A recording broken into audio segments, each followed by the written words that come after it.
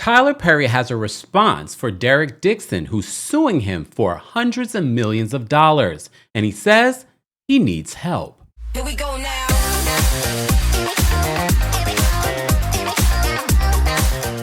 Welcome back to the Kempire channel, your number one source for pop culture news in music, entertainment, reality TV, and so much more. As always, be sure to like this video, subscribe to the channel, and hit that notification bell so you never miss out on breaking news when we go live or when we upload. So it's been a while since we talked about the lawsuit that Derek Dixon filed against Tyler Perry, like $260 million he's asking for. We went through the lawsuit. We literally read through the entire lawsuit, and we've been waiting for Tyler Perry to respond. And initially, when this news broke, Tyler Perry's lawyer did release a statement basically saying that this is all made up, this is false. He took advantage of Tyler and being close to Tyler. What we also found out, though, in this lawsuit were some very racy text messages. Okay, maybe I'm being dramatic when I say racy, but text messages that your boss probably should not be sending you. So let me tell you what this new update is saying. According to People magazine, Tyler Perry is alleging that the accuser, Derek Dixon, falsified the SA claims against the film director, according to court documents obtained by People. On October 1st, Perry's legal team filed documents with the United States District Court's Central Division of California, alleging that Dixon's SA lawsuit against Perry is, quote, profoundly disappointing, cynical, and most of all, false. In June, Dixon, as you know, accused Tyler Perry of quid pro quo sexual harassment, sexual battery, sexual assault, intentional infliction of emotional distress, retaliation, and more, according to court documents previously obtained by People.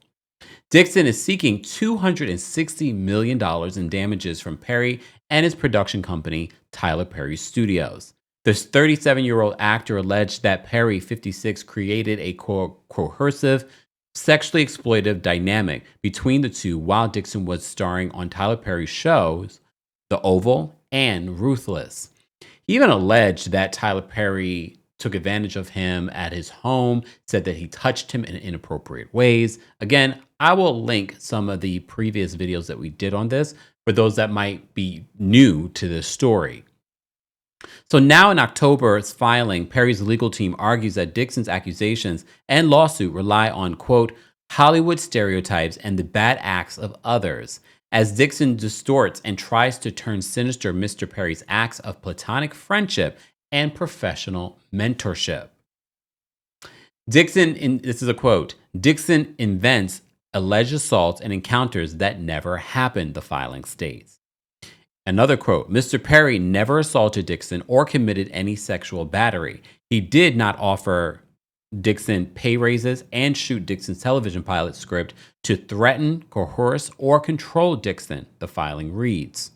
The filing continues and says, and it is notable that in his effort to exploit his friendship and professional relationship with Mr. Perry to obtain a $260 million payday, Dixon was forced to lie not only about Mr. Perry, but himself too. The filing further alleges that the suit is about Dixon's greed and avarice, not Mr. Perry's alleged and non-existent harassment or abuse. The filing goes on to state that Perry, quote, looks forward to refuting each and every false accusation in court. Again, we went through the lawsuit, and in the lawsuit, Dixon does provide some of the text messages. However, it doesn't seem as if, again, I haven't seen this particular filing, Tyler Perry's response to the lawsuit, if he refutes the text messages exchange, which, inappropriate, would it constitute $260 million? Well, that's not up for me to decide. But he does allege some more damning things, criminal things. And some of you might say, well, why didn't he go to the police? Perry's team alleged that Dixon did not file this lawsuit because of anything Mr. Perry did, claiming that Dixon took the legal action because Perry was not able to sell Dixon's television pilot to Netflix per the filing. So that was something else that we found out in Derek Dixon's lawsuit, that I guess Tyler promised to bring this particular pilot that he wrote to Netflix and then claimed that Tyler basically just did nothing with it and that said that Netflix didn't want it. Sidebar, we haven't seen said pilot. There are a lot of up and coming actors that have pilots and writers that have pilots that probably are trash. I don't know whether or not this is trash. Derek is claiming that Tyler now owns that pilot and he can't do anything with it anymore. Additionally, Perry's team argues that Dixon filed the lawsuit in the wrong state. Dixon filed in California, but Perry's team said the claims should have been filed in Georgia, where is Tyler Perry Studios. That's where they filmed the two shows that Derek Dixon was in. They said that Perry's team said that the claim should have been filed in Georgia, where the production was filmed. Previously, the case was moved from the Los Angeles County Superior Court to a California federal court. By his actions and false accusations, it is clear that Dixon needs help, but he cannot find it in this court, the filing claims. Although Dixon alleges that he was the victim of escalating sexual misconduct, he had no problem taking a role on season 2 of Mr. Perry's television series, The Oval. Dixon's attorney, Jonathan Deshad, issued a statement to People in response to Perry's motion on Monday, October 13th, saying this: Perry's filing provides no evidence to corroborate the text messages in our complaint are fabricated. So that was my question. Did he respond to the text messages? Our complaint includes text messages where Mr. Perry made explicit sexual remarks to Mr. Dixon, questioned him about his sex life, and dangled professional opportunities based on those interactions. No employer has the right to manipulate or threaten an employee's livelihood based on sexual expectations, Deshad said. We are certain that we will be able to prove to a jury that sexual harassment, assault, and battery absolutely happened. I am convinced that Mr. Dixon is not the only one, and that soon others. I wouldn't be surprised if he's alleging that people are already coming to him, wanting to be represented by him because of this lawsuit. He says, I am convinced that Mr. Dixon is not the only one, and that soon others will be sharing stories about Mr. Perry, Deshad continued. My client is not intimidated by wealth, influence, or the celebrity status of Mr. Perry. However, it does sound like he said that in the lawsuit, that he was intimidated, and that was part of the reason why he allowed this to continue for a long period of time, which is believable.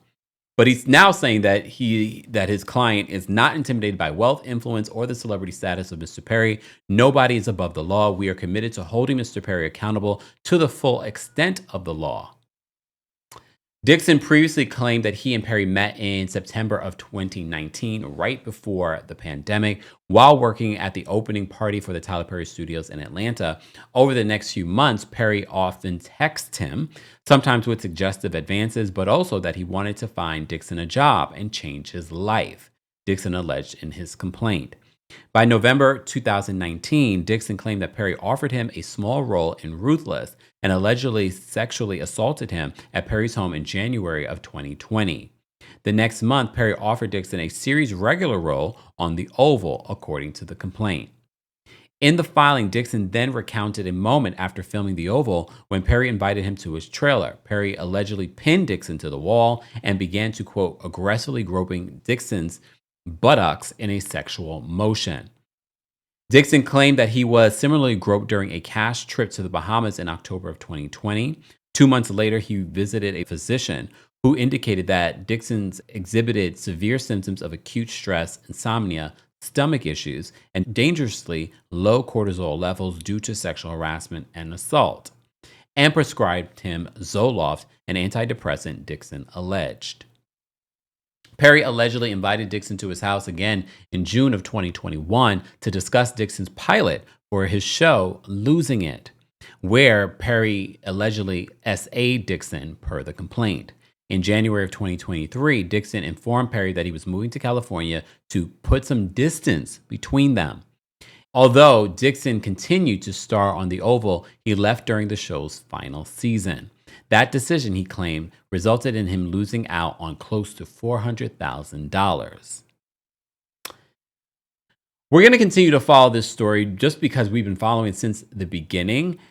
We also reported to you that Derek Dixon had did an interview recently with ABC News. Nothing new really came out of that interview, hence why you probably did not see or hear about it, especially because we went through the lawsuit and a lot of what he was saying in that interview was the reiteration of what he said in the lawsuit.